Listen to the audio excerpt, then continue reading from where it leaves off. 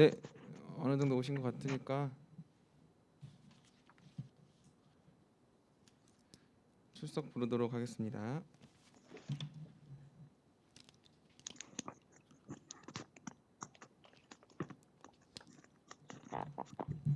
강경옥 집사님, 네, 사도행전 28장 5절까지 이어 있었어요. 권호성 집사님, 김관영 집사님, 누가복음 2장입니다. 김금순 집사님, 요한복음 3장입니다. 김상분 집사님, 김은 청년, 김희미 권사님,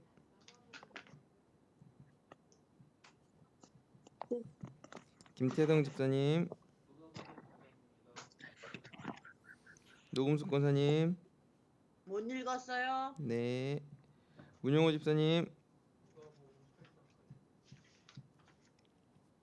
문인자 집사님, 사도행전 5장입니다. 민혜식 권사님, 요한복음 9장입니다. 네, 박순천 권사님, 박재랑 권사님, 박현미 집사님, 누가복음 2장입니다. 박현희 집사님, 서희덕 권사님, 송은아 권사님, 요한복음 12장입니다. 양현숙 집사님, 원종철 집사님, 네, 마가 5장이요. 윤진 집사님, 못 읽었습니다. 이동숙 권사님, 사도행전 9장이요. 이상은 권사님, 마가복음 7장이요. 이선희 집사님, 이수남 집사님, 마가복음 8장입니다. 이원희 청년, 이재화 권사님,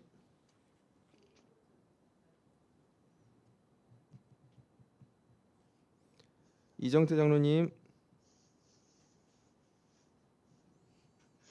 이종미 권사님, 요한복음 20장입니다. 이종수 집사님, 이준호 집사님, 이현정 집사님, 임혜경 권사님, 마가복음까지 읽었습니다. 장선진 집사님, 마가복음 7장입니다. 장선희 집사님, 누가복음 3장입니다. 장태익 집사님, 전명숙 로마서 2장입니다. 네, 전명숙 권사님, 정성덕 집사님, 정임순 권사님, 정지영 권사님, 네, 로마서 11장까지 읽었습니다. 정하영 청년, 마태복음 15장이요. 조정혜 집사님, 최미영 권사님,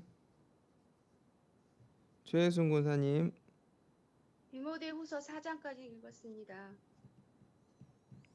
최지은 집사님, 마태복음 18장입니다. 황상현 집사님, 노금선 장로님, 이선아 집사님, 이선희 집사님, 김희선 집사님. 네, 감사합니다. 네, 출석 못하신 분들은 지난주처럼 문자로 보내주시면 되겠습니다.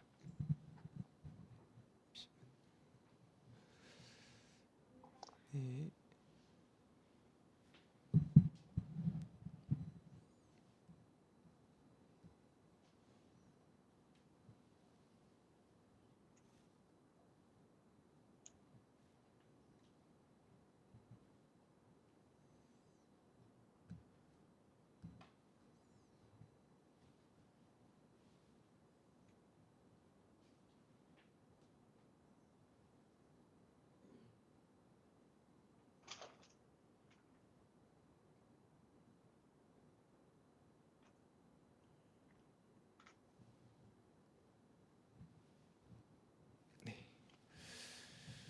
자, 오늘은 상과 사회, 경제, 문화적 배경에 대해서 함께 공부하려고 합니다.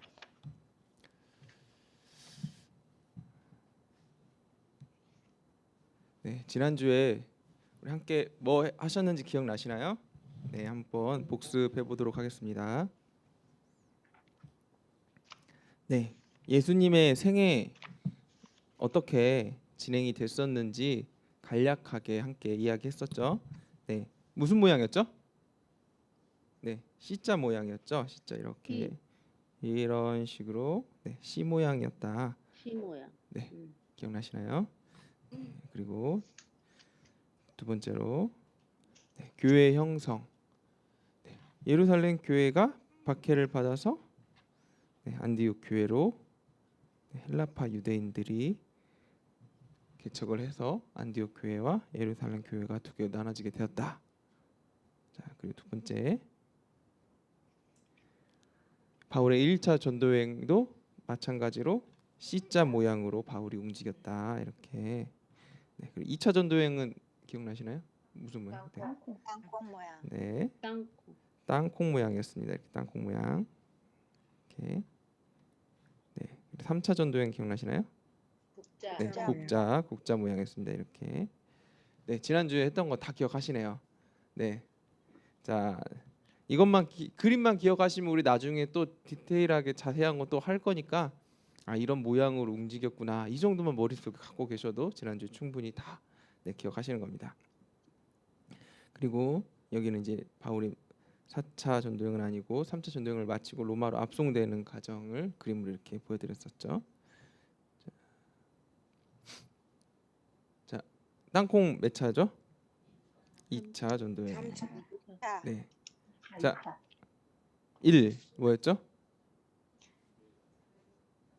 교회 형성. 네, 교회 형성 맞습니다. 자, 국자. 바울의 2차 전도. 사전도에. 네, 네, 분분하십니다. 네, 3차 전도여행이었습니다. 3차 전도여행. 자, C. 1차 전도여행. 네, 1차 전도여행. 네, 1차 전도여행입니다. 자, 지난주에 했던 거 복습 다 마쳤고 오늘은 성경, 신약 성경의 사회, 경제, 문화적 배경입니다. 네, 이것도 되게 다양한 것들을 오늘 할 건데 했던 것들도 좀 나오지만 좀 다양하게 나오기 때문에 여러분들 좀 집중해서 같이 갔으면 좋겠습니다. 천천히 하겠습니다. 천천히. 자, 책에 보면은 맨 처음에 이렇게 시작합니다. 1세기 유대 공동체는 어떤 상황에 처해 있다고요? 네, 빈곤한 상황입니다. 빈곤한 상황. 왜 빈곤했을까요? 네, 그거를 이제 오늘 함께 하는 거죠. 왜 이렇게 빈곤했는가? 네, 그 이유를 알려드리도록 하겠습니다. 자, 이것을 이해하기 위해서 특별히 지금 신약 성경을 이해하기 위해서는 이 디아스포라를 조금 이해를 하셔야 돼요. 디아스포라가 뭔지 아시나요? 디아스포라는 흩어진 유대인들입니다. 흩어진 유대인들. 네, 이 사람들이 왜 흩어졌을까? 흩어지고 싶어서, 이사 가고 싶어서 이사 간 게 아니라 강제로 흩어지게 된 이유가 있었습니다. 네. 자, 어디로 흩어졌는지 한번 지금 보도록 하겠습니다. 첫 번째, 크게 지금 흩어진 가장 첫 번째 요인 중에 하나는 지금 혹시 이 화살표 뭘 의미하는지 아시겠습니까? 아수르 포로. 네. 어느 나라가 아수르의 포로가 되었을까요? 네, 그렇죠. 네, 구약 성경 기관 역시 열심히 다 기억하셔서 북이스라엘이 아수르의 포로가 되면서 아수르로 포로로 잡혀갔습니다. 특별히 이 양메다라는 곳으로 굉장히 많은 유대인들이 끌려갔어요. 이 아수르의 포로 정책, 이 나라를 정복하고 포로를 정복하는 정책은 뭐였냐면은 교환이었어요. 교환.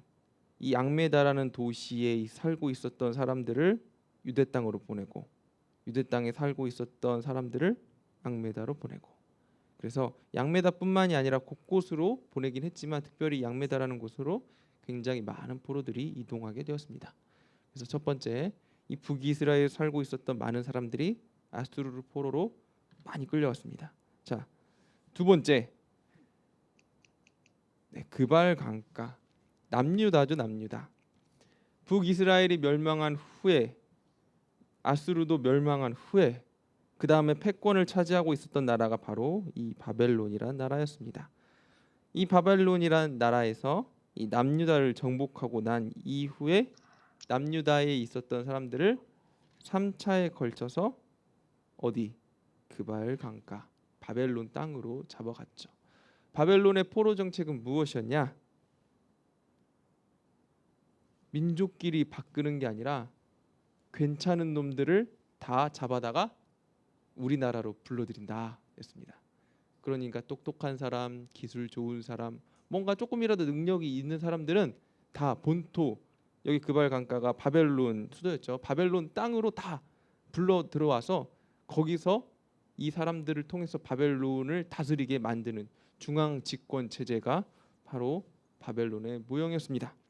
그렇기 때문에 유대 땅에 남아있던 사람들은 아무런 지식이나 기술이 없는 단순 노동하는 사람들, 그런 사람들만 유대 땅에 남아서 포도원이나 밭을 갈구는 노예처럼 사용하였고, 조금이라도 뭔가 기술이 있거나 똑똑한 사람, 특별한 사람들은 다 바벨론으로 잡혀가게 된 것입니다.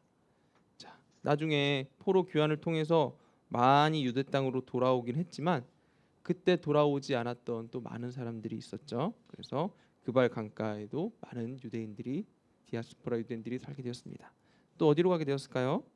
자, 세 번째, 여기는 애굽입니다. 애굽. 첫 번째, 두 번째랑 다르게 세 번째 애굽으로 간 사람들은 자의에 의해서 갔습니다. 이 바벨론 포로로 잡혀갈 무렵에 이스라엘 남유다가 멸망을 하고 이제 총독 그달리아를 보내서 남유다를 다스리게 하는데, 바벨론의 통치를 받기 싫다, 우리는 바벨론 밑에 들어갈 수 없다, 하나님께서 예레미야를 통해서 이스라엘 백성들을 바벨론의 밑으로 보내셨죠.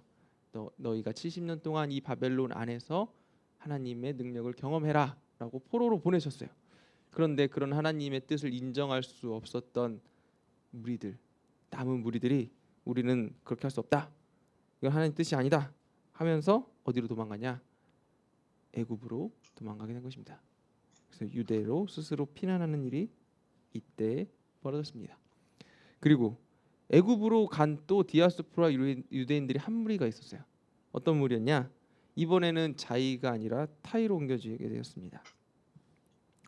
BC 4세기에 알렉산더, 헬라 제국을 다스리던 알렉산더가 이 땅들을 다 정복하고 나서 알렉산드리아 이 도시를 성장시키기를 원했어요.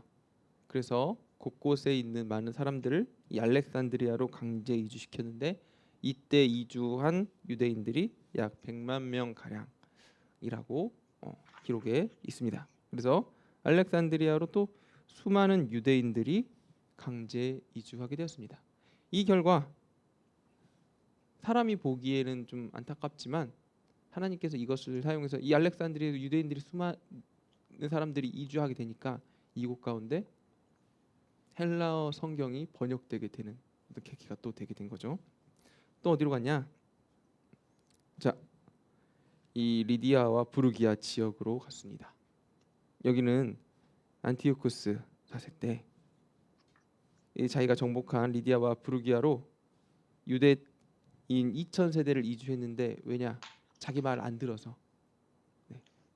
지금 유대 땅 가운데 이 안티오쿠스가 자기 마음대로 우상을 드리고 여러 가지 일들을 했는데, 이거에 반대했던 많은 세력들을 또 강제로 일로 유배시킨 거죠. 2000세대가 이 당시 리디아와 부르기아, 신실한 유대인들이 많이 또 이주하게 되었습니다.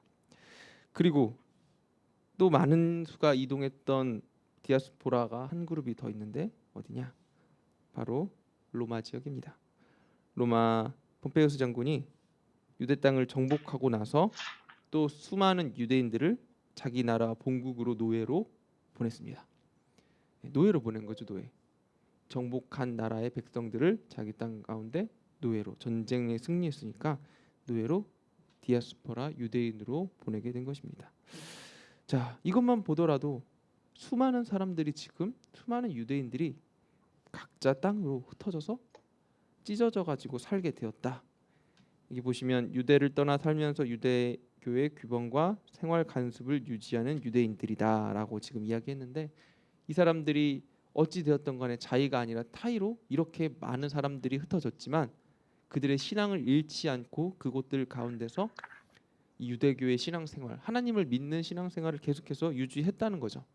이렇게 많은 유대인들이 흩어져서 하나님을 믿는 그 믿음의 신앙생활을 계속해서 해나갔다.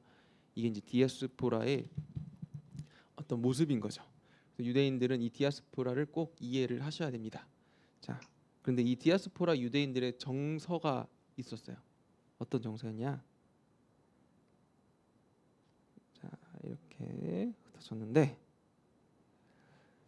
어떤 정서가 있었냐면은 유대인들 그들의 믿는 하나님 그들이 어디서 예배드렸죠? 바로 성전에서 예배를 드렸죠. 네. 성전은 그들이 소망하는 천국과 같은 곳이 하나님 앞에 예배드릴 하나님을 만나는 가장 소중한 장소였습니다. 그 장소가 바로 예루살렘에 있었어요. 예배를 드리기 위해서 이 예루살렘으로 가지는 못해도 예루살렘을 향하여 기도드렸고 그리고 1년에 한 번 이 예루살렘으로 향하는 순례길에 오르고 1년에 한 번 가지 못하는 상황에 처해 있던 사람들은 평생 동안 이 예루살렘의 순례를 가는 것이 평생의 소원이라고 이야기할 만큼 이 예루살렘을 향한 그 예루살렘에 계신 하나님을 향한 소망함은 이스라엘 모든 백성들 마음 가운데 계속 있었던 거죠. 그런데 문제는 무엇이냐? 네, 이 땅이 가고 싶으면 거기 가서 살면 되잖아요. 그죠? 성전이 너무 좋으면 예루살렘 가면서 살면 되잖아요. 하나님 너무 좋으면 그 성전 옆에 살면서 하나님 맨날 예배 드리면 되잖아요. 그런데 가지는 않았어요. 왜? 이스라엘 땅 가운데 가지 못할 이유가 있었어요. 무엇이냐? 살기 싫은 이유. 자, 첫 번째는 바로 계속되는 전쟁. 여기 지금 그들이 끌려간 이유가 다 뭐냐? 그들이 전쟁에 패해서 포로로 다 끌려가게 된 거죠. 전쟁이 계속되었습니다. 아수르가 침략했고 바벨론이 침략했고 페르시아가 침략했습니다. 포로로 귀환했는데 그래도 그들의 삶이 전혀 나아지지 않았어요. 이들의 삶을 대변할 수 있는 게 바로 판벽한 집이라는 거죠. 학개 선지자가 이스라엘 백성들에게 이렇게 얘기해요. 이 성전이 황폐하였거늘 너희가 이때 판벽한 집에 거주하는 것이 옳으냐. 이게 지금 어떤 상황이냐면은 이스라엘 백성들이 포로로 귀환을 했어요. 그리고 나서 성전을 스룹바벨과 여호수아에 의해서 함께 짓자라고 해서 성전을 짓는 운동이 진행이 되었습니다. 그런데 이 성전을 짓는 운동이 계속해서 반대에 부딪혀요. 많은 반대하는 수많은 반대자들이 있어요. 그래가지고 성전 건축이 지지부진해져요. 지지부진해지는 가운데 이스라엘 백성들이 성전 건축에 대한 마음이 조금씩 식었겠죠. 시간이 지지부진해지면서 그러면서 성전을 건축하는 마음 대신에 자기 집을 점점 나 잘 먹고 잘 살자라는 마음으로 자기의 생활을 점점 영위해 가기 시작합니다. 그런데 이 사람들이 잘 먹고 잘 살자라고 하는 집이 뭐냐? 판벽한 집이에요. 벽돌집, 좋은 집 이런 게 아니라 판벽한 집. 이 나무로 그냥 벽을 쌓은 바람을 막을 수 있는 당시만 해도 이 집이 얼마나 좋았는지 모르겠지만 지금 생각하면 그냥 이 자기의 공간 안에 이 안전을 도모할 수 있는 최소한의 조건을 갖춘 게 바로 이 판벽한 집이라는 거죠. 그런데 이런 판벽한 집에 거주하는 것이 옳으냐라고 학개 선지자가 이야기할 만큼 그 당시의 상황이 너무나도 빈약했다는 거죠. 뭐 부귀영화를 누리는 것도 아니고 그들의 생계를 유지하는 것 이것을 하는에도 불구하고 학개 선지자가 이렇게 이야기할 만큼 그들의 지속되는 전쟁으로 인해서 이스라엘 땅, 이 예루살렘은 굉장히 황폐해져 갔다라고 우리가 감히 추측해 볼 수 있다는 것입니다. 자, 이 이후에 헬라가 지배하고 그리고 헬라가 나라가 쪼개져서 안티오코스에 의해서 계속해서 핍박당하고 그로 인해서 이스라엘 안에서 내전이 일어나죠. 사실상 이거는 나라를 구하기 위한 독립 전쟁이긴 하지만 전쟁이 일어나면 피해 보는 것은 일반 민중인 것입니다. 그래서 이 마카비 전쟁으로 인해서 이스라엘에 계속해서 전쟁이 계속되고 이 마카비 가문이 또 이따가 얘기하겠지만 처음에는 좋은 의도로 하나님 앞에 거룩한 의도로 시작했지만 변질되기 시작하죠. 이 변질되는 게 뭐냐? 자기들끼리 또 잘 먹고 잘 살자라는 것으로 인해서 일반 대충의 피와 살을 계속해서 하는 거죠. 자, 그리고 나서 1세기에 로마가 침략해서 또 굉장히 큰 고통을 당합니다. 이 이후에도 수많은 사람들이 이 예루살렘을 노리는 일로 말미암아서 예루살렘 백성들이 고난을 당하는데 여기까지만 해도 전쟁이 계속되기 때문에 이 디아스포라 유대인들이 돌아가지 않고 쫓겨간 그 나라에서 터를 찾고 살기 시작하는 거죠. 자, 또 문제가 있어요. 전쟁이 계속돼서 이렇게 가난한데 어떤 일이 벌어지냐? 예루살렘 안에서 세금이 굉장히 셌습니다. 자, 기본적으로 로마의 25%의 세금, 그러니까 번 돈의 4분의 1은 로마의 황제에게 바치는 돈이 직접세, 그러니까 무조건 내야 되는 돈이 25%인 거예요. 그런데 그것만이냐? 간접세가 있죠. 간접세. 뭐냐? 관세라든지 우리가 생각하는 이 간접세 뭐 요즘으로 따지면 부가가치세 같은 거죠. 상품에 기본적으로 붙어 있는 그런 10%의 돈들. 근데 이 당시만 해도 이 간접세를 10%로 법으로 이렇게 정해진 게 아니라 자기 붙이고 싶은 대로 붙였어요. 이 돈을 걷는 사람들, 특별히 이 간접세를 걷는 사람들을 임명을 했는데 임명한 사람들이 세리죠. 그 동네, 그 나라, 지방에 잘 아는 사람들을 관리로 세워서 돈을 걷게 합니다. 그러니 옆집에 숟가락이 몇 개인지도 잘 아는 시대가 바로 이 시대였어요. 당시 이 예루살렘 지역의 이스라엘 사람들, 유대인들의 정서는 가족 중심, 지역 중심. 그러니까 서로 너무 잘 알 수밖에 없었어요. 그렇게 잘 아는 사람 중에 한 사람을 세금 걷는 사람으로 세운 것입니다. 그래서 이 세리가 세금을 걷었는데 이 필요한 만큼 걷는 게 아니라 자기의 월급 이상 돈을 거기서 또 재해서 거두고 자기도 다른 사람들에게 뇌물을 바쳐야 되니까 또 거두고 그래서 굉장히 많은 돈을 이 관세라는 명목으로 또 여러 가지 세금이라는 명목으로 세리를 통해서 거두었습니다. 4분의 1은 기본적으로 뜯기고 그리고 반절 이상의 돈을 또 세리에게 뜯기고 여기서 끝난 게 아니라 로마에 바치는 돈이 아니라 이스라엘 사람들끼리 내는 돈이 또 있었어요. 그게 뭐였냐? 성전세라는 거죠. 이스라엘 사람들이 성전을 유지하기 위해 혹은 성전에 가기 위해 내는 돈이 바로 이 성전세였는데 당시에 성전을 보수하고 성전을 계속해서 유지하기 위해서 반세겔이라는 돈을 이스라엘 유대인이라면 무조건 내야 했습니다. 그러니 돈을 벌든 안 벌든 이렇게 많은 세금을 계속해서 뜯어내야 되니 이스라엘 백성들의 삶이 전혀 나아질 리가 없습니다. 그러니 예루살렘에 가기 싫었던 거죠. 자, 또한 이 이스라엘에 살던 사람들이 주인들이 아니었어요. 그러니까 무슨 말이냐? 비유대인 영주들, 이스라엘 땅 예루살렘이 계속해서 많은 나라로부터 침략을 당했다고 말씀을 드렸죠. 침략 당할 때마다 땅의 주인이 계속 바뀌었어요. 그러니 이 땅을 정복한 장군이나 여러 귀족들이 와가지고 이 땅을 나눠 가지고 이 땅의 분배물들을 어떻게 했냐? 자기 나라 본국으로 가지고 갑니다. 그러니까 너희는 여기서 포도원 갈고 올리브박 갈고 소 키우고 양 키워. 대신에 그 돈은 누구 거냐? 다 내 거야. 너희들은 월급 받아. 근데 그 월급의 일부 이상을 또 세금으로 내야 되는 그런 상황이 바로 이스라엘에 살고 예루살렘에 살고 있었던 이스라엘 사람들의 상황이었습니다. 그리고 여기가 끝이 아니죠. 이스라엘이 또 살기 좋은 나라도 아니었어요. 기본적으로 돈을 많이 벌 수 있는 그런 나라가 아니었습니다. 이스라엘의 대부분이 산악지대였습니다. 그래서 농사를 지을 수 있는 땅은 별로 안 됐어요. 이게 되게 일부분의 땅밖에 되지 않았어요. 이들이 돈을 벌기 위해서는 여러 가지 다른 일들을 했어야 되는데 네.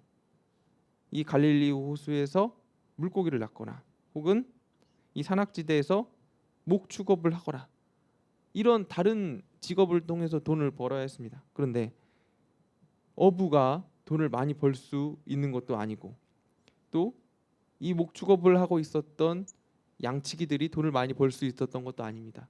심지어 어부와 목자들은 네, 그 당시에 천대받는 직업이었어요. 그러니 얼마나 네, 이스라엘 사람들의 삶이 생활이 고달팠는지 우리가 쉽게 짐작할 수 있는 거죠. 그 중에 돈을 제일 많이 버는 직업 1순위 네. 누굴까요? 세리. 네, 정답입니다. 세리. 세리가 돈을 굉장히 많이 벌었죠. 대부분의 사람들이 가난하게 살았음에도 불구하고 이렇게 돈을 많이 버는 세리들. 심지어 이 세리들은 누구의 편이었냐? 이방인들의 편이었죠. 그러니까 예루살렘에 살고 있었던 유대인들이 이들을 죄인 취급하면서 싫어하는 것은 너무나도 당연할 수밖에 없는 일이었죠. 마치 우리가 일제시대의 친일파들을 싫어했듯이 지금 이 세리들은 로마파라고 부르는 이스라엘에서 생각하면은 지금 이스라엘을 배반한 반역자들이라고 이 유대적인 정서에 남아 있었던 거죠. 자, 그래서 이들이 선택한 디아스포라, 그러니까 흩어져 있던 유대인들이 선택한 것이 무엇이냐? 나는 여기에 살겠다. 그러나 네, 예루살렘으로 1년에 한 번씩 순례를 하면서 예배를 드리고 지금 살고 있는 곳 회당에서 예배를 드리겠다. 이게 지금 디아스포라 유대인들이 선택한 가장 좋은 삶의 방법이었습니다. 그래서 이들은 그들이 살고 있는 땅을 불결한 땅, 네. 왜죠? 이방 신들이 차지하고 있으니까 하나님이 없다고 생각하니까. 그러니 이 땅 자체는 불결하다고 생각하고 예루살렘은 성스럽다고 생각하지만 이 성스러운 땅에 가지는 않고 이 땅을 소망하는 마음으로 약간 죄진 마음 같은 거죠. 마음에 이렇게 부담감을 가지고 평생도록 살면서 예루살렘에 뭘 보내냐? 물질을 계속해서 보내게 되는 거죠. 네, 이게 이제 후에 문제가 발생합니다.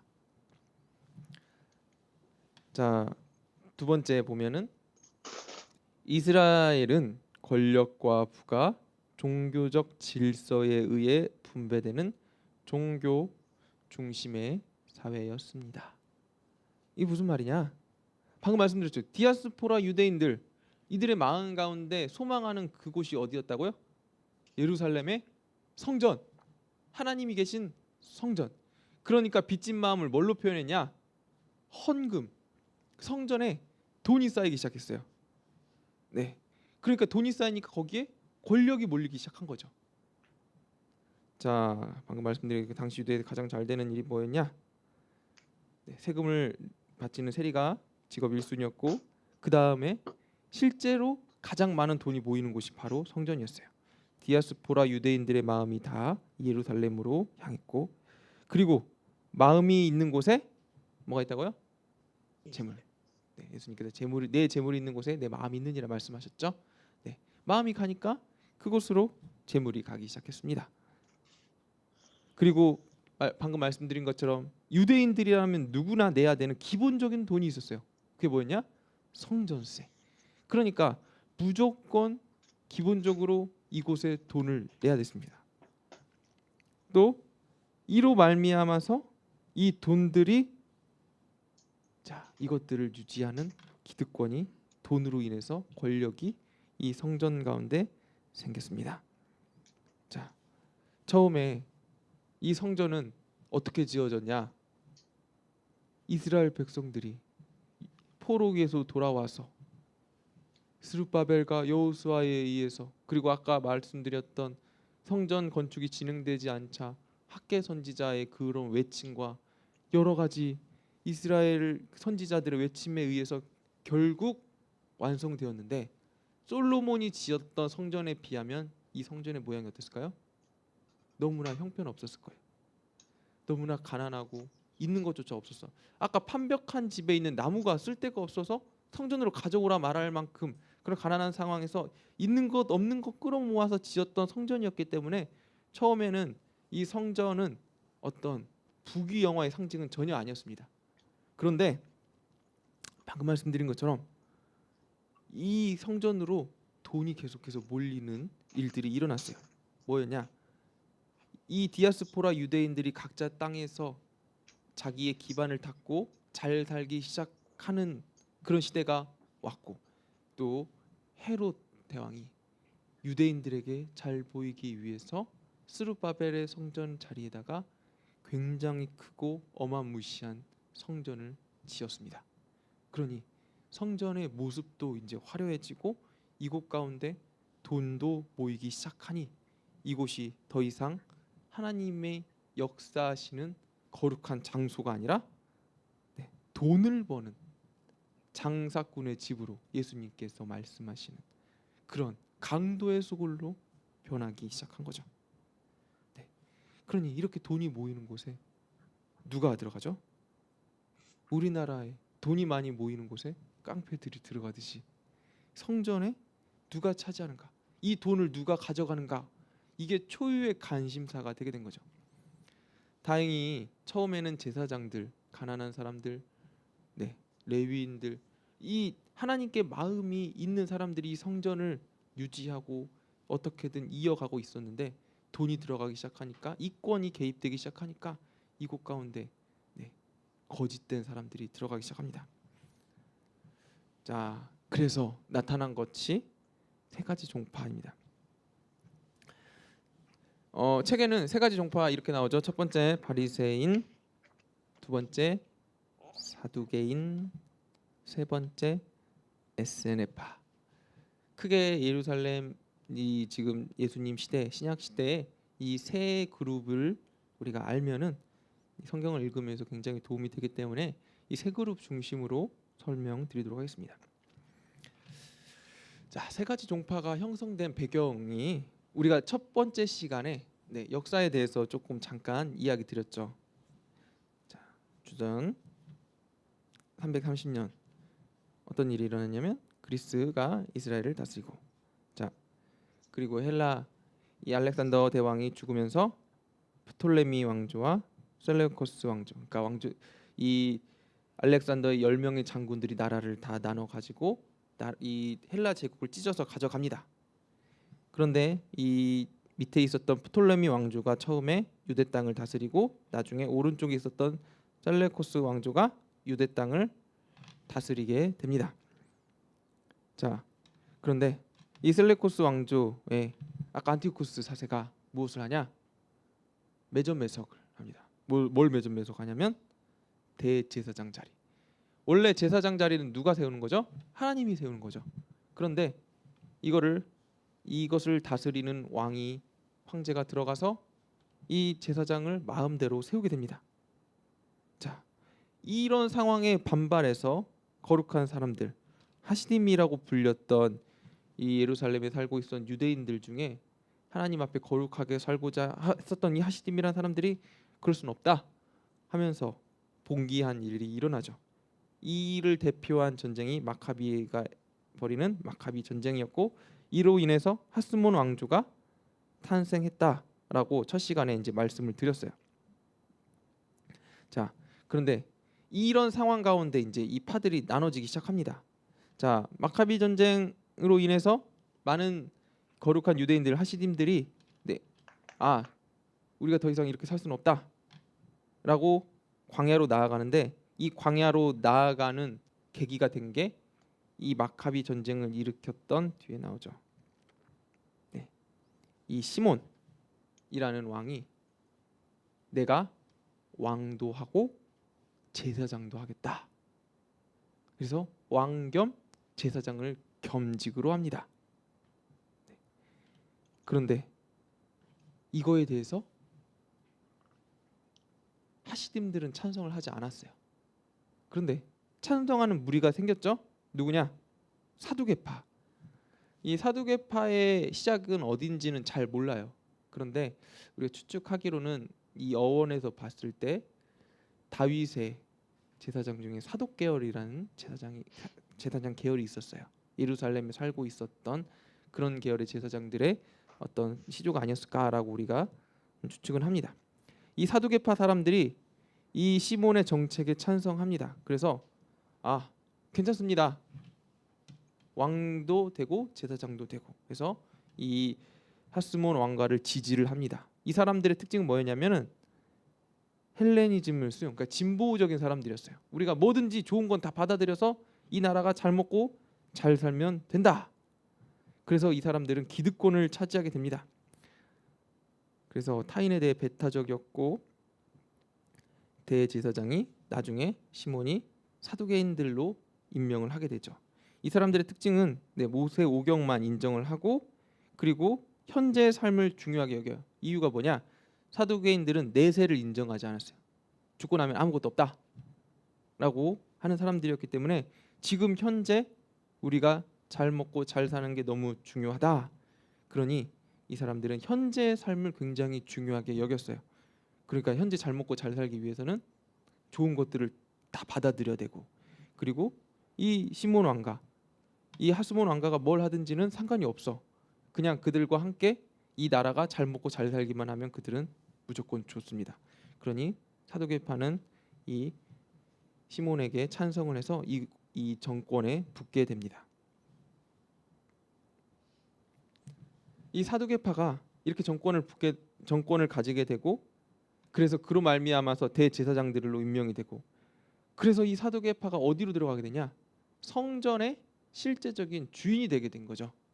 성전을 다스리는 실제적인 주인. 성전에 아까 뭐가 들어갔다고 했죠? 돈이 많이 들어갔어요. 그러니까 이 사두개인들은 천국인 거죠. 돈이 많이 들어와서 그들은 높은 경제적인 수준을 유지하게 되고 잘 먹고 잘 살 수 있는 방법들이 열리게 된 겁니다. 예수님의 시대 때 그래서 이 성전에 들어가서 이렇게 이야기하시죠. 너희는 강도의 소굴을 만든다. 이게 누구에게 한 말이냐? 여기에 지금 장사하고 있는 사람들에게 한 말이 아니에요. 이 뒤에서 이 모습을 지켜보고 있었던 성전의 주인들, 바로 사두개인들에게 예수님께서 하신 말이라는 겁니다. 자, 그리고 사두개인들이 이제 이렇게 얘기하죠. 너가 무슨 권위로 이런 일을 하느냐? 또 누가 이 권위를 주었느냐? 왜 사두개인들이 이런 얘기를 하겠어요? 지금 권위를 가지고 있는 사람이 누구예요? 사두개인들이에요. 왕이 인정한 제사장. 그러니까 예수님이 하나님의 아들로서 이 땅 가운데 사역을 하고 있는데 하나님의 일을 대신하는 대리자들은 지금 누구예요? 공식적으로는 사두개인들이에요. 그러니까 우리가 허락하지 않았는데 네가 왜 하나님의 이름으로 무슨 일들을 하느냐? 지금 이 이야기를 사두개인들이 이야기하는 거죠. 자, 또 예수님께서 이런 성전이 지금 너무나 부패했다는 것을 말씀하시면서 내가 3일 만에 성전을 무너뜨리겠다라고 이야기하실 때 사두개인들이 이야기하는 거죠. 정말 무너뜨려 봐라. 네. 이 성전 지금 우리가 지금 잘 하고 있는데 네가 어떻게 할 수 있겠느냐? 사두개인들과 예수님이 이렇게 지금 대립하고 있는 것입니다. 사두개인들은 지금은 남아 있지 않아요. 공식적으로는. 왜? 없어졌어요. 언제 없어졌냐? 예수님 돌아가시고 주 70년에 로마에 의해서 성전이 파괴되는 일이 일어나요. 예루살렘 안에서 또 반란이 한 번이 일어나는데 로마에서 이번에는 그냥 가만히 놔두지 않고 예루살렘을 완전히 황폐화시킵니다. 그 과정 가운데 성전이 파괴되는데 성전이 없어졌어요. 그러니까 성전에 살고 있었고 성전으로 인해서 부귀영화를 누리던 사람들이 누구였냐? 사두개인들. 같이 없어지게 된 것입니다. 사두개인들이 이때 없어지게 되었습니다. 자, 두 번째는 바리새인들에 대해서 이제 이야기 드릴게요. 자, 아까 바리새인들과 사두개인들이 나눠지는 일이 언제 일어났냐면 1대 하스몬 왕가의 왕 시몬 때 일어났다라고 말씀드렸어요. 네, 이 하스몬 왕가의 시몬이 한 일이 뭐냐면은 왕하고 내가 제사장도 하겠다. 두 가지를 다 하겠다. 그런데 이것을 인정하지 않았던 무리들, 하시딤이라는 무리들이 있었어요. 이 무리들이 안 된다, 절대 안 된다 하면서 광야로 나갑니다. 광야로 나갔다가 거기 남아서 잔류했던 인원들이 있었고 다시 돌아와서 그렇지만 반대하지만 이 나라 가운데 이거를 바꿔 가야겠다. 이 나라를 이대로 놔두면 안 되겠다라고 돌아와서 이 나라 백성들과 이 나라 이스라엘 사람들과 함께 이 나라 가운데서 활동하던 그런 파가 누구였냐? 바로 바리새파였습니다. 그러니 지금 이 하스몬 왕가와 같이 권력을 유지하고 있던 세력이 아까 누구였다고요? 사두개인들. 그러면 바리새인들은 사두개인들과 친할까요? 안 친할까요? 안 친할 수밖에 없는 거죠. 돌아와서도 계속해서 이 왕들이 사두개인들과 함께 권력을 잡고 나라를 좌지우지하는 것을 보고 있을 수가 없었어요. 왜냐? 아까 말씀드렸듯이 사두개인들은 좋은 거는 다 받아들였어요. 이방의 문화들, 이방의 신들. 자, 그들이 물론 하나님을 믿고 있는 유대인들이었지만 좋다는 것들은 다 받아들였기 때문에 이 헬라화, 헬라의 문화로 나라가 변질되는 것들은 이 바리새인들이 보기에는 안 되는 거였습니다. 그래서 이들은 어떻게 해서든 이 나라 가운데 신앙의 본질을 유지하기 위해서 계속해서 노력했던 사람들이에요. 자, 이들이 했던 일이 어떤 것들이었냐? 순수한 율법을 강조하고 그것들을 지켜 나갔습니다. 왜냐? 그들이 포로 생활을 하고 그들이 이렇게 어렵게 된 이유가 무엇이었냐?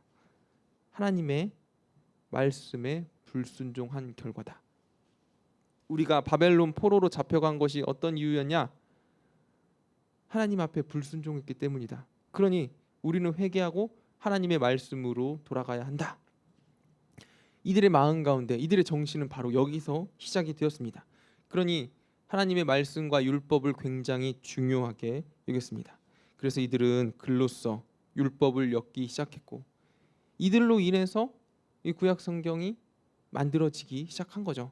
근데 이들의 조상, 그러니까 이들의 어른들로 인해서 만들어지기 시작한 거죠. 그래서 율법을 묶었고 그 다음에 에스라를 통해서 이 율법을 전해질 때 여러 가지 이 회당을 곳곳에 만들어서 후대 전수하는 일들.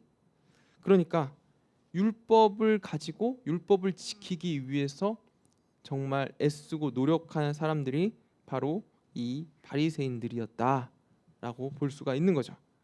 자, 다시 이 족보로 잠깐 돌아오면은 이 시몬 그리고 요한 힐카누스 다 사두개인들이랑 함께 지금 나라를 헬라화 정책을 펼쳐가지고 부강하게 만들기 위해서 어떻게든 노력한 왕들이었습니다. 그러니 정통 유대인들이었던 바리새인들이 봤을 때 정말 마음에 들지 않는 거죠.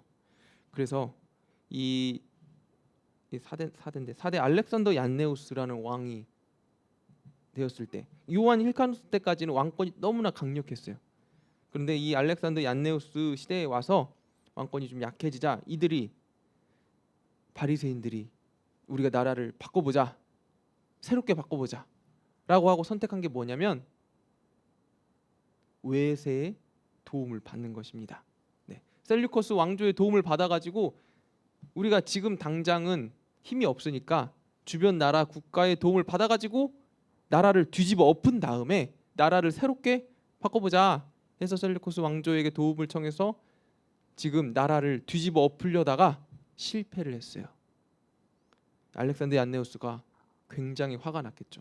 너 이거 어떻게 같은 나라 민족으로서 우리가 이렇게 같은 나라 민족한테 화살을 겨눌 수 있느냐? 우리가 지금 한 마음 한 뜻으로 나라를 지켜나가기도 힘든 상황인데 어떻게 외세의 힘을 빌릴 수 있느냐? 그래서 화가 나서 외세를 다 물리친 다음에 바리새인 800명을 다 죽였습니다. 이 800만 죽인 게 아니라 그의 가족들까지 싹 다 죽였어요. 그러니 수많은 바리새인들이 이때 죽임을 당하게 된 거죠.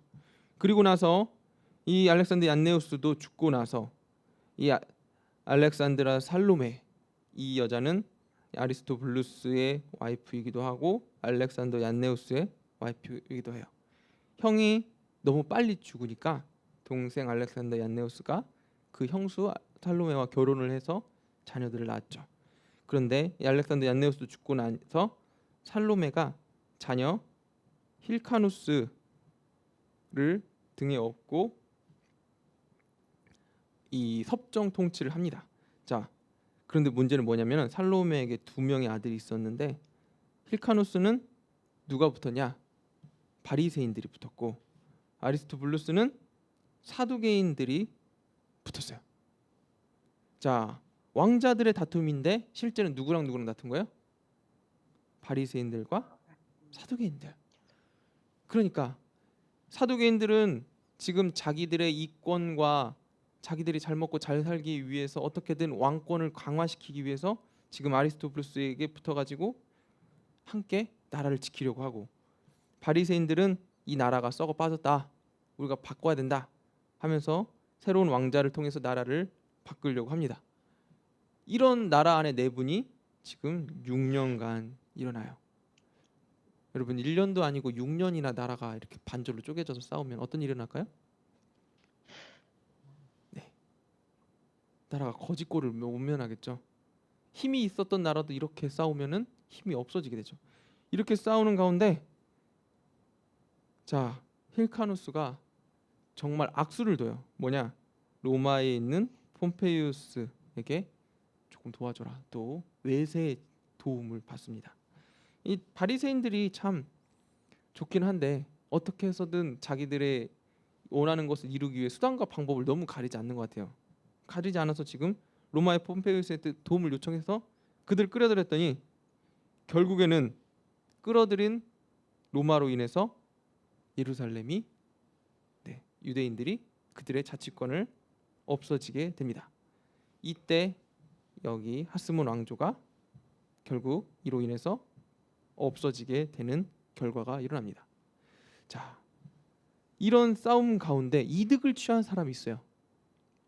바리새파와 사두개파가 이렇게 나눠가지고 나라가 반절로 나눠져서 싸우는 가운데 유대인들이 이렇게 핍박받고 어려운 가운데 이득을 취한 가문이 있었는데 어디였냐?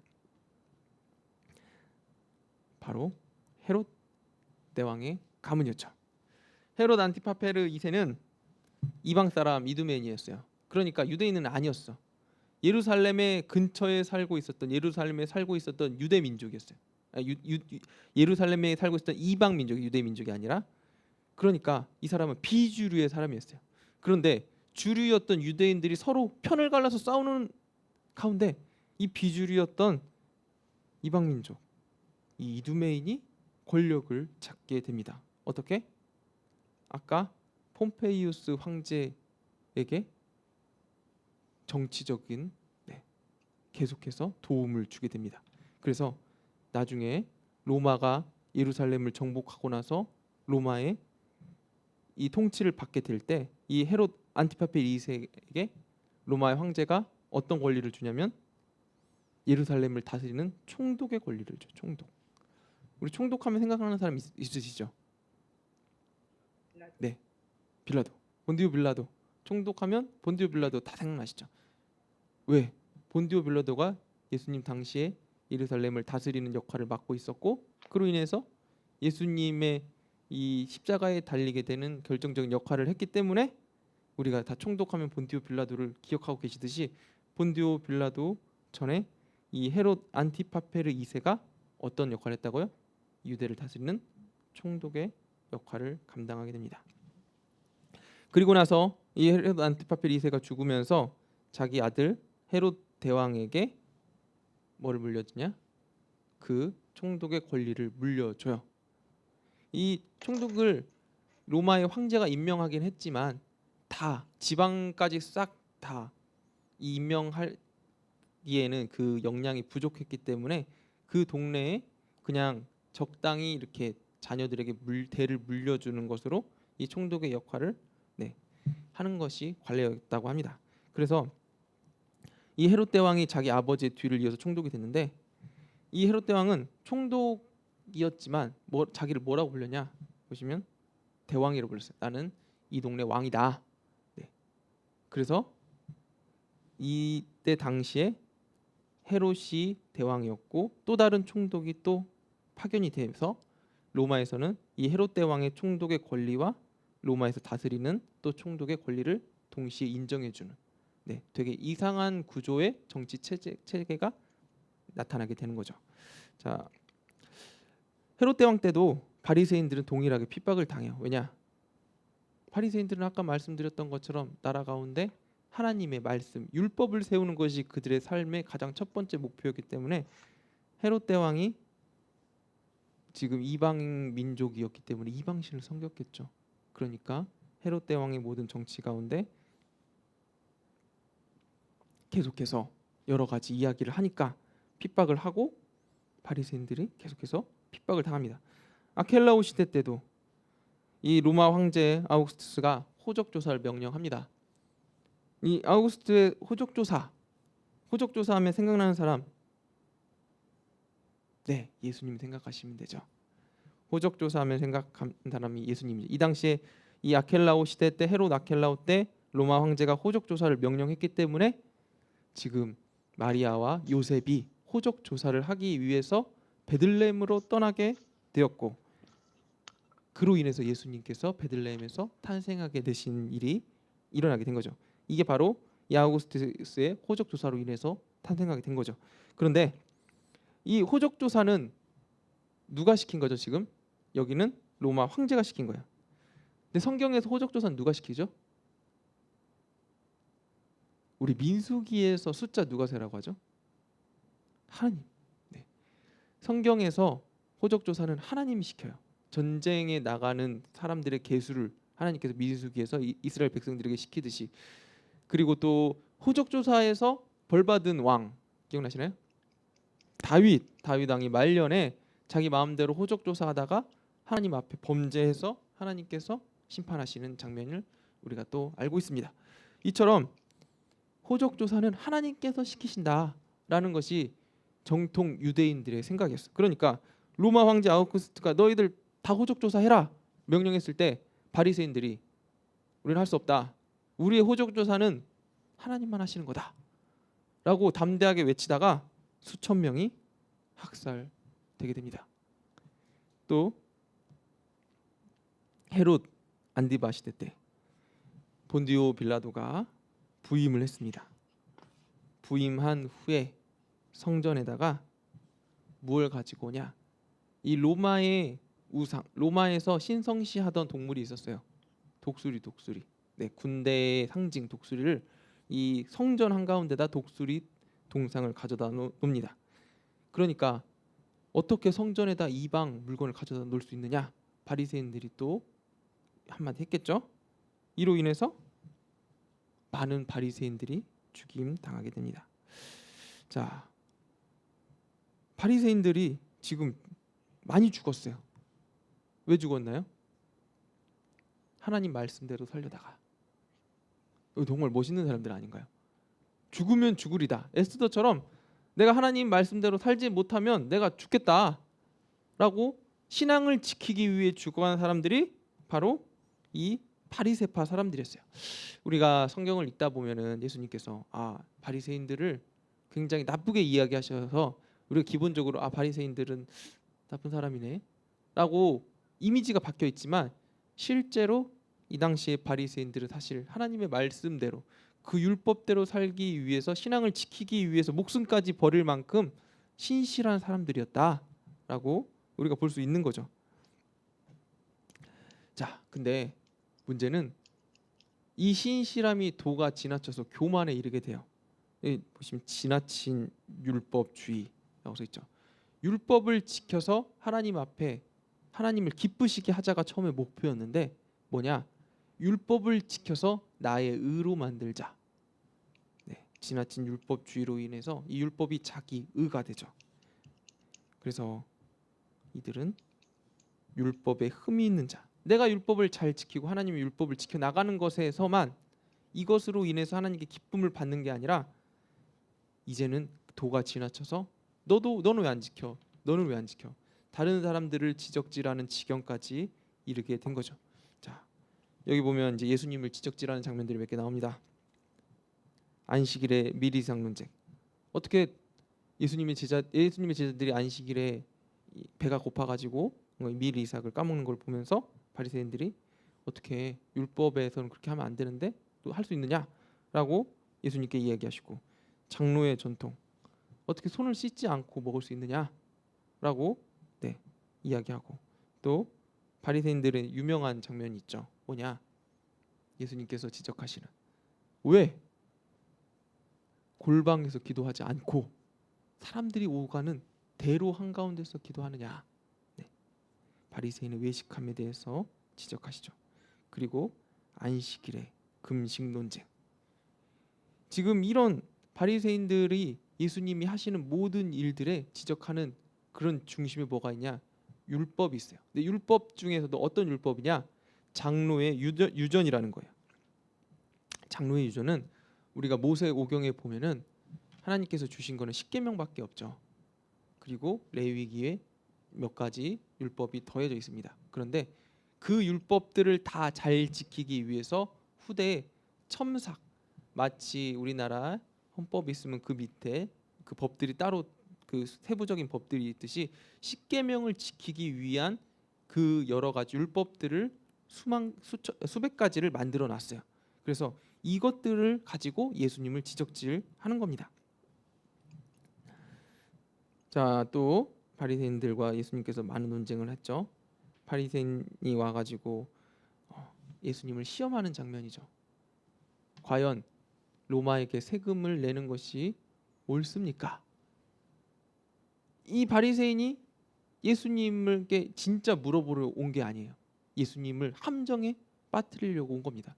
예수님께서 세금을 내라고 하시면 이스라엘 백성들, 봐라, 저 사람 지금 민족의 반역자도 어떻게 로마한테 세금을 내라고 할 수 있냐라고 이야기하려고 했고, 만약에 아니지, 세금을 하나님께 내야 되는 거지, 너는 세금 내지 마라고 이야기하면 로마에 예수님을 정치범으로 몰려고 그들이 예수님께 얘기를 했는데, 예수님께서 지혜롭게 대답하시죠.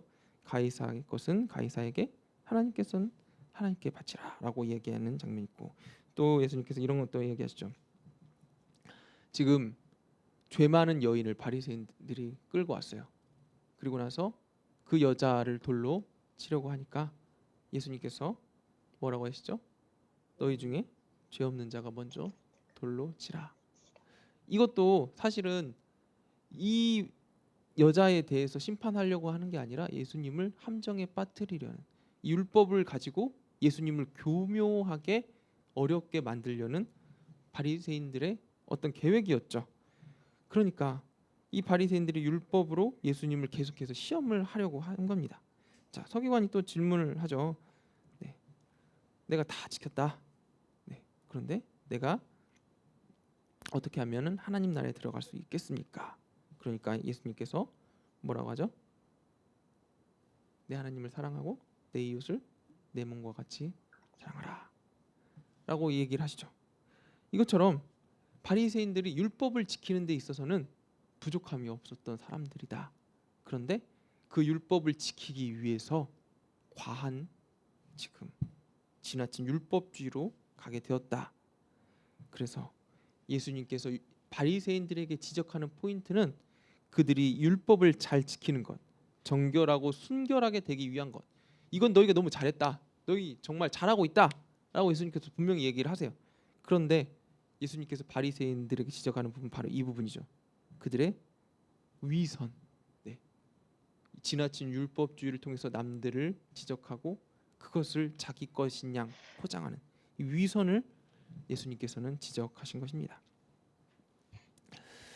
자, 사두개인과 바리새인, 우리가 지금 이 두 사두개인과 바리새인에 대해서 함께 이야기했는데, 이 두 층이 동일한 게 있어요. 뭐냐?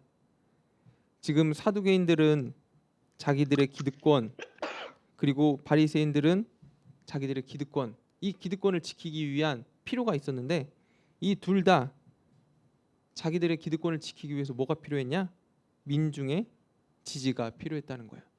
그러니까 이 사두개인들이든 바리새인들이든 자기들이 이 생활을 영위하기 위해서는 많은 사람들의 지지가 필요했는데, 그래서 예수님 당시에 예수님과 대립할 수밖에 없었던 거는 예수님께서 민중의 지지를 한 몸에 받았기 때문이죠. 자, 사두개인들과 바리새인들이 기득권을 위해서 한 행동들이 지금 나옵니다. 첫 번째는 세례 요한이 세례를 베풀고 있을 때 광야에서 많은 바리새인들과 사두개인들이 세례 요한에게 왔어요. 왜? 세례 요한에게 세례 받으러 그들이 온 게 아니에요. 뭐냐? 이 세례 요한이 굉장히 많은 민중의 지지를 얻고 있었어요. 수많은 사람들이 세례 요한을 찾아가지고 세례 요한에게 세례 받기 위해 광야로 나왔습니다. 그러니까 인기를 얻고 있는 이 세례 요한을 어떻게 하면은 자기들의 편으로 삼을 수 있을까? 혹은 그 세례 요한의 자기들의 편을 삼을 수 없다면 흠을 잡아서 세례 요한의 인기를 없애기 위해서 그들이 세례 요한을 견제하기 위해서 지금 이곳으로 오게 된 것입니다. 자, 예수님도 마찬가지예요.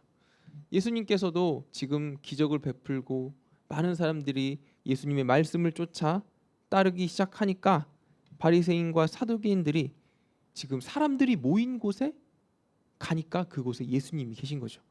바리새인과 사두개인들이 와서 예수를 시험하여 하늘로부터 오는 표적을 보이기를 청했다. 이게 무슨 말입니까? 예수를 곤란하게 만들려는 거예요. 정말 만약에 예수님께서 진짜 혹시나 메시아라면 기적을 보이셔서 이분이 하나님의 아들이고 그들이 기다리던 사람들이라면 예수님을 포섭해서 영입해서 자기들의 편으로 만들어서 자기들의 인기를 더욱더 굳건하게 만들기 위해서 그들이 갔고, 혹은 아니라면 예수님을 흠집 잡아서 저 사람 메시아 아니다, 봐라 저 사람 거짓말쟁이다 라며 예수님을 흠집 내기 위해서 지금 사두개인들과 바리새인들이 간 겁니다. 그런데 방금 말씀드린 것처럼 지금 성경에, 신약 성경에 바리새인들과 사두개인들, 바리새인과 사두개인들 같이 나오죠. 같이 나오니까 우리가 성경을 읽다가 바리새인과 사두개인들은 비슷한 사람들인가? 같이 다니네 라고 쉽게 생각하실 수 있어요. 그런데 방금 말씀드린 것처럼 바리새인과 사두개인들은 고양이와 개처럼 서로 싸우는 사람들이에요. 친하지 않아요. 그런데 이 사람들이 지금 같이 다녀요. 왜? 목적이 같았어. 뭐냐? 자기들의 기득권을 유지하기 위한. 그래서 이 기득권을 유지하기 위해서 지금 일시적으로 동맹을 맺고 있는 상태입니다. 둘이 서로 친하지 않지만 공통인 적 때문에 함께 다니는 것이죠. 예수님께서 그래서 이렇게 얘기하시죠. 상과 바리새인과 사두개인들의 누룩을 주의해라. 네. 그들이 나쁘다는 건 아니에요. 하지만 그들이 잘못하고 있는 것들, 그들 가운데 있는 이 누룩은 조심해라 라고 이야기하고 계시는 거죠. 자, 두 가지 지금 바리새인과 사두개인에 대해서 말씀드렸어요. 왕과 제사장이 함께 하는 것을 찬성한 사람들은 사두개인, 찬성하지 않아서 지금 계속해서 이 하나님의 주권을 주장한 사람들은 바리새인들이었다라고 말씀을 드렸습니다. 그리고 한 가지 종파가 더 있어요. 바로 에스엔에파예요. 아까 이 하시딤 왕조의 첫 번째 왕이 내가 왕과 제사장을 함께 하겠다 해서 거룩한 사람들, 이 하시딤이 광야로 나갔어요. 그래서 다시 예루살렘으로 돌아온 사람들이 바리새인이라고 말씀드렸고, 돌아오지 않고 그대로 광야에 세상은 썩었어, 우리 그냥 따로 우리끼리 정말 신앙을 잘 유지하면서 하나님 이 공동체 가운데 하나님 나라를 만들어 가보자 라고 광야에서 머무른 사람들이 바로 에스엔에파였습니다. 지금으로 보자면 수도원에 살고 있는 신부님들 같은 사람들이라고 생각하면 돼요. 그 사람들이 바로 에스엔에파였고, 이들은 모여 살면서 어떻게든 하나님을 만나고 하나님과 교제하는 것에만 힘쓴 사람들이었습니다. 에스엔에파의 이제 주요 인물 중에 한 명이 세례 요한이에요. 세례 요한이 에스엔에파는 아니었고, 우리가 전승에 따르면 세례 요한이 어렸을 적에 에스엔에파에 머물렀을 것이다 라고 이제 추측은 합니다. 왜냐? 세례 요한이 베푸는 이 세례의 과정, 그가 하고 있었 광야에서 세상과 떨어져서 살고 있었던 이런 모습들, 이게 에스엔에파가 가지고 있었던 모습이었기 때문입니다. 에스엔에파가 광야에 나가서 그들만의 신앙생활을 했듯이 세례 요한도 이 지금 예루살렘 한가운데 있는 것이 아니라 유대 광야에 나가서 지금 보시면 세례 요한이 이렇게 이야기하죠. 광야에서 외치는 자의 소리가 있어 너희는 주의 길을 예비하라. 세례 요한이 광야 가운데서 지금 사람들을 모아가지고 회개케 만들고 이곳 가운데서 세례 요한 공동체를 세워 나갔습니다. 그러니까 에세네파의 영향을 받지 않았을까라고 추측해 볼 수 있는 것이죠. 자, 에세네파의 특징 중에 몇 가지를 또 말씀드리면은 악에게 지배되지 않는 곳에서 신앙의 순수함. 우리가 세상은 좀 더러워. 그리고 세상은 너무 악해. 그러니까 산으로 들어가자. 산에서 우리만의 신앙생활을 하자. 우리나라로 따지면 사실 절하고 비슷한 느낌이죠. 절이 다 산에 있잖아요. 세상은 다 썩었으니까 우리가 산에 들어가서 우리끼리 생활하자. 에세네파가 그런 느낌이에요. 당시의 절 같은 느낌이죠. 그 마을 한가운데 있는 게 아니라 사람들이 살고 있지 않은 산이나 광야에 그들만의 거처를 만들고 거기서 그들끼리 신앙생활을 하는, 우리가 이곳에서 우리만의 신앙을 만들어 가자. 그래서 그들이 한 것이 공동재산, 금욕생활. 재산을 함께 공유했어요. 개인 재산이 있는 것이 아니라 네 것도 내 거고 내 것도 네 거다. 우리가 함께 벌어서 함께 쓰고 함께 살자. 그래서 공동재산을 했고, 이 공동재산 하면 생각나는 거 혹시 있으시나요? 사도행전에 성령이 임하니까 사람들이 자기 재산을 팔아가지고 가난한 사람들을 돕고, 이 모습이 에세네파의 모습에서 아마 유래되었을 것이다 라고 또 추측이 되는 것입니다. 그리고 이들은 광야에서 살기 때문에 우리가 세상 것들 악이라고 생각했기 때문에 금욕 생활했어요. 우리가 마음에 좋은 것, 내 눈에 보기에 좋은 것, 이런 것들을 하는 게 아니라 금욕 생활을 통해서 우리가 경건에 이르자라고 해서 그들은 금욕 생활을 했고, 그들이 했던 중요한 작업 중에 하나가 말씀 문서화 작업. 우리가 이 말씀 문서화 작업을 통해서 어떤 결과가 일어나냐? 책에 보면 쿰난 문서라는 게 나와요. 쿰난 문서가 뭐냐면은 쿰난 공동체라는 곳이 있어요. 이 사회 문서라고 부르는데,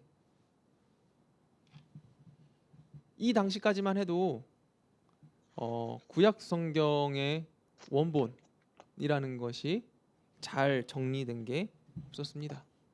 그런데 후대에 어떤 일이 일어나냐면은 정말 하나님의 성경이 완전한가? 이게 사람 시간이 지나면서 편집된 게 아닌가? 이게 바뀐 게 아닌가라고 우리가 의심할 수 있잖아요.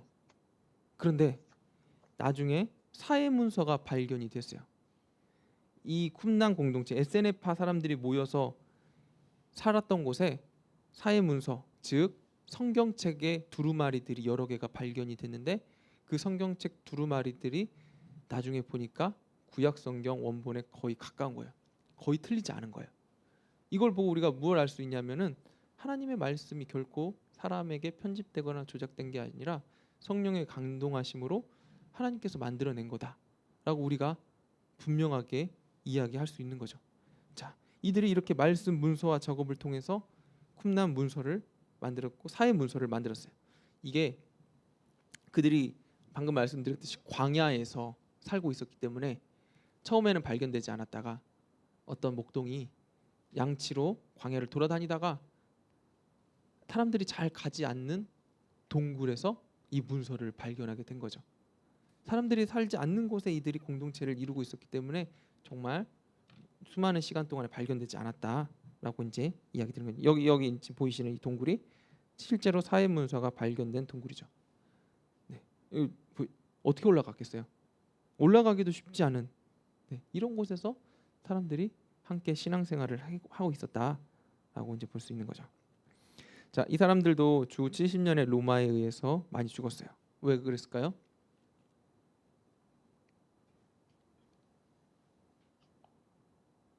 이 사람들은 아까 말씀드린 바리새인들보다 더욱 보수적인 사람들이었어. 그러니까 로마가 이 땅을 정복하고 정벌하는 거에 대해서 별로 탐탁치 않아요. 그리고 아까 말씀드렸듯이 로마가 와가지고 성전을 다 파괴시켰어요. 그러니까 이 사람들이 결코 이것에 대해서 동의할 수 없겠죠. 자, 그러니까 많은 SNF파 사람들이 이 당시에 봉기해서 이 로마의 압정에 우리가 함께할 수 없다라고 하다가 많은 사람들이 죽게 되었습니다.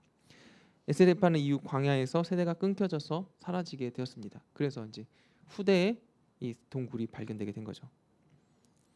자, SNF파는 소멸되었는가? SNF파는 실제로는 사라지게 되었지만 그 정신은 초대교회의 모습에 남아 있습니다. 아까 말씀드렸듯이 세례 요한에게도 그런 영향력이 미치게 되었고 초대교회의 이 공동 소유의 모습, 믿는 사람이 다 함께 있어 모든 물건을 서로 통용하고 또 재산과 소유를 팔아 각 사람들에게 나눠주고 날마다 마음을 같이하여 성전에 모이기를 힘쓰고 함께 신앙생활하는 이 모습, 함께 재산을 나누는 모습, 그리고 집에서 떡을 떼며 기쁨과 순전한 마음으로 음식을 먹고 하나님을 찬미하며 온 백성에게 칭송을 받았다. 그러니까 이 SNF파가 하고 있었던 신앙적인 유익들을 초대교회가 다 물려받았다라고 볼 수가 있는 거죠.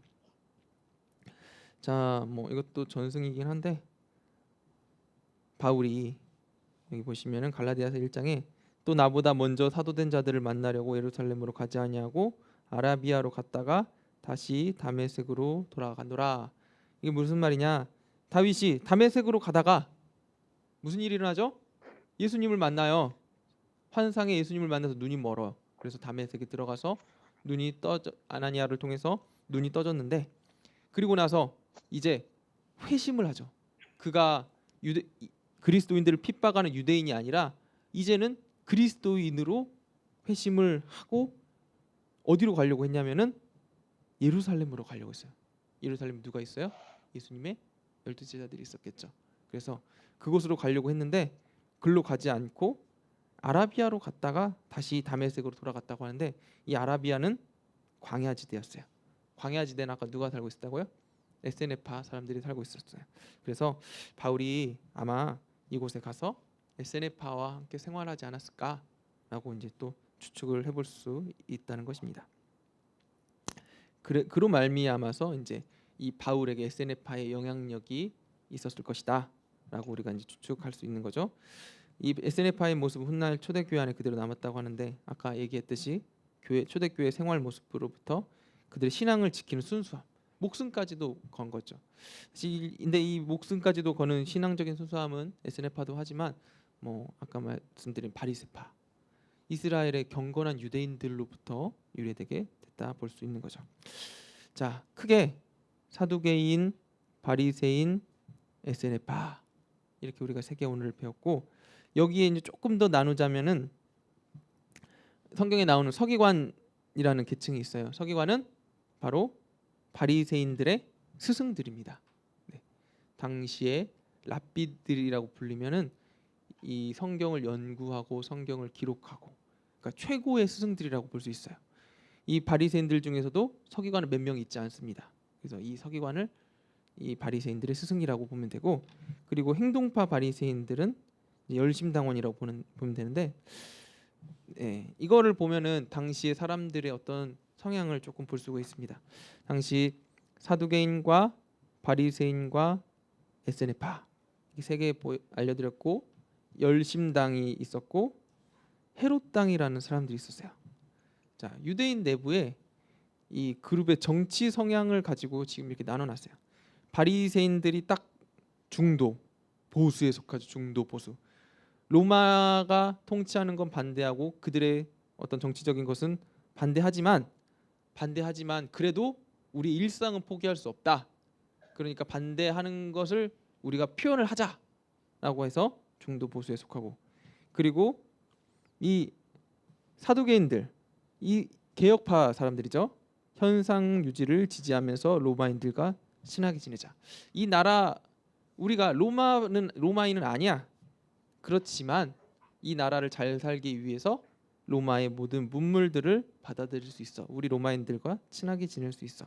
자기들의 권력을 유지하기 위해서 로마 사람들의 어떤 권력을 끌어들이는 것에 대해서 전혀 거리낌이 없었죠. 그래서 사두개인들은 나라도 사랑하고 로마도 사랑하고 이 헤롯당은 친일파죠. 친일파. 로마에 완전히 붙어 있는 사람들이죠. 로마와 친한 헤롯 왕조를 적극적으로 지지한 사람들이라고 이제 불리는데 방금 지금 얘기한 것처럼 헤롯이 로마로 인해서 헤롯 왕가가 세워졌기 때문에 이 헤롯 땅이라고 부르게 되는 것입니다. 그리고 여기에 완전 반대되는 사람들이 바로 이 에세네파와 열심당이죠. 에세네파는 우리가 로마로도 인정할 수 없고 그리고 지금 로마로 인해서 변질된 이 나라 상황도 인정할 수 없어. 그러니까 우리가 따로 살자. 그래서 사회를 떠나서 하나님께서 로마를 뒤엎어 주시기를 기다렸어요. 기도하면서 우리가 세상이 바뀌길 기도하자라고 준비한 사람들이 에스네파고, 열심당은 너희가 어떻게 기도만 할 수 있느냐? 기도한다고 세상이 변하냐? 우리가 행동을 옮겨야지. 그러니까 나서 가지고 로마를 테러하자. 폭력으로 로마에 앞서며 로마 정부를 뒤엎으려고 적극 노력한 사람들이 바로 열심당원들이었습니다. 그러니까 열심당원들은 가만히 있지 않았어요. 죽이고 테러하고 로마 사람들에게 가담한 사람들까지도 이들은 다 테러를 했습니다. 자, 그래서 헤롯 당, 사두개인, 바리새인, 에스네파, 열심당, 이렇게 성경에 보면 나오는 사람들의 정치적 성향으로 이 예수님의 이야기를 또 우리가 풀어볼 수 있겠죠. 자, 오늘 이렇게 사두개인, 바리새인, 에스네파에 대해서 말씀을 드렸고, 그리고 뭐 더불어 열심당과 헤롯당도 뒤에 짧게 설명을 드렸습니다. 그리고 맨 처음에 이스라엘 사람들이 힘들어할 수밖에 없는 이유, 이스라엘에 고통받을 수밖에 없는 사회적인 이유에 대해서 처음에 말씀드렸죠. 디아스포라 유대인들이 예루살렘으로 돌아오지 않는 이유와 동일했다라고 말씀드렸어요. 네, 뭐였죠? 첫 번째, 전쟁이 끊이지 않았다. 그러니까 나라의 주인이 계속해서 바뀌었다. 그리고 두 번째, 세금이 많았다. 그리고 세 번째, 네, 그들이 주인이 아니었어. 비유대인 영지들에 의해서, 이것도 뭐 세금 뺏기는 거랑 비슷하긴 한데 그들이 계속해서 가난할 수밖에 없었다. 그리고 네 번째, 네, 산악지대.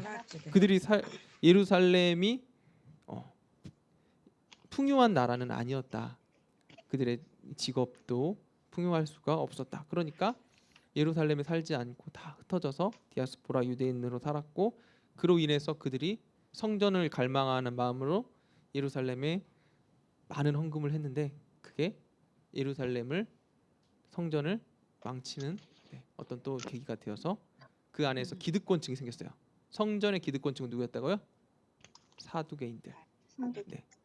성전의 기득권층은 사두개인들이고 이거에 반대하는 사람들은 누구였다고요? 바리새인들. 그리고 네, 사두개인과 바리새인들을 떠나가지고 따로 산 사람들은 에스네파. 네, 이 정도만 기억하시면 돼요. 오늘 세 가지.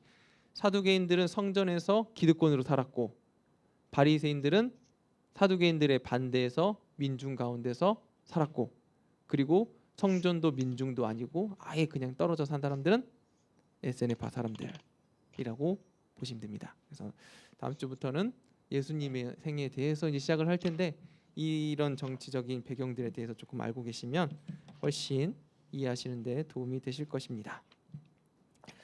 네. 네, 오늘 이렇게 함께 예수님 시대의 정치적, 사회적, 문화적 배경에 대해서 함께 알아보았습니다. 오늘 배우신 것들 조금 복잡하실 수도 있는데 결론적으로 말씀드리면 방금 말씀드린 것처럼 사두개인들과 바리새인들과 에스네파 사람들이 이렇게 나눠져 있었고, 그리고 이스라엘 사람들이 이렇게 힘든 가운데 누구를 기다리고 있었냐? 메시아를 기다리고 있었다.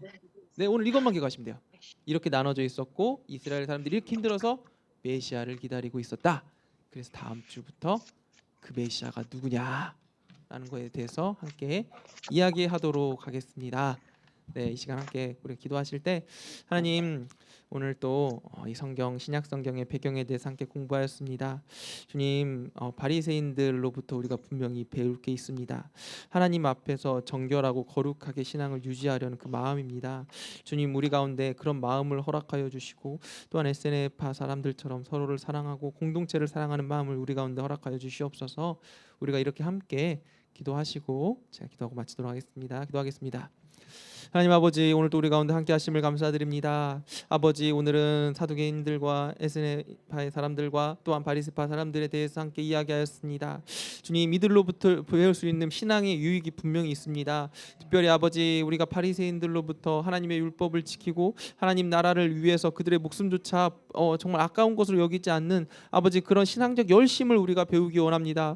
오늘 우리가 또 새벽에 모여서 함께 공부하고 있는 것처럼 하나님의 말씀을 향한 아버지 정말 그런 간절함과 소망함을 우리 가운데 부어주셔서 아버지 주님께서 기뻐하시고 아버지 주님께서 아버지 정말 사랑하시는 아버지 주님의 사랑하는 자녀들이 될 수 있도록 아버지 우리가 아버지 정말 그런 사람들이 될 수 있도록 도와주시옵소서.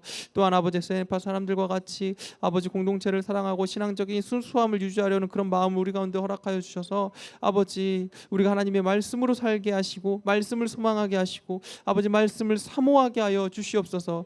아버지 또한 아버지 우리가 이스라엘의 많은 아버지 경제적인 문화적인 배경을 배웠습니다. 그렇게 어려운 상황 가운데서도 아버지 디아스포라를 통해서도 아버지 그들이 성전을 사모하고 하나님 나라를 사모했던 것처럼 아버지 우리가 어디에 있든지 무엇을 하든지 또한 아버지 말씀을 사모하고 하나님의 전을 사모하고 예배를 사모하는 아버지 정말 그런 사람들이 될 수 있도록 주님 도와주시옵소서. 주님, 오늘 또 우리 가운데 하나님의 말씀으로 아버지 성경 공부하게 하심을 감사드립니다. 주님, 디아스포라 유대인들이 하나님의 나라를 사모하며 성전을 사모하며 평생을 살았던 것처럼 하나님 우리도 예배를 사모하는 마음을 우리 가운데 허락하여 주시옵소서. 바리새인들이 말씀을 사모했던 것처럼 하나님 우리도 말씀을 사모하고 그 말씀을 통해서 들리는 말씀으로 우리가 삶을 살아갈 수 있도록 주님 도와주시옵소서. 아버지 이것들을 통해서 아버지 주님의 나라를 이루어갈 수 있도록 도와주시고 우리 가운데 지혜 주셔서 이 말씀으로 신약 성경을 읽고 다음 주부터 또 복음서를 읽어갈 때 하나님 우리에게 말씀을 밝히 볼 수 있는 지혜를 허락하여 주시고 그동안 알 수 없었던 것들을 또 입체적으로 알며 주님을 더욱더 깊이 알 수 있는 아버지 그런 기쁨을 누릴 수 있는 한 주가 될 수 있도록 도와주시옵소서. 내일은 주일입니다. 아버지 예배를 사모하는 마음으로 주님 그 말씀을 사모하게 하여 주시고 아버지 한 주간 그 말씀을 통해 살아갈 수 있는 우리가 될 수 있도록 도와주시옵소서. 또 한 주간도 우리를 도와주실 주님을 찬양하며 예수님의 이름으로 기도합니다. 아멘. 네, 감사합니다. 네, 감사합니다. 네, 감사합니다. 다음 주에 뵙겠습니다.